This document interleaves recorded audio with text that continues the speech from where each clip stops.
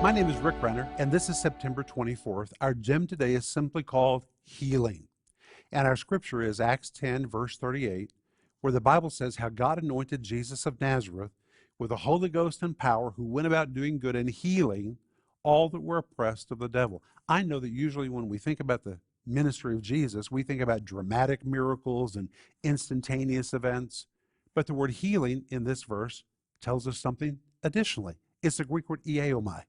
And the word ieomai was really the word for a doctor. It could be translated to cure or to progressively get well.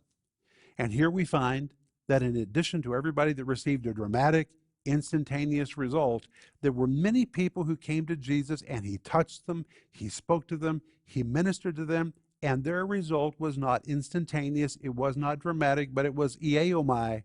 They began to be cured, or they began to amend from that point forward progressively. They began to get better.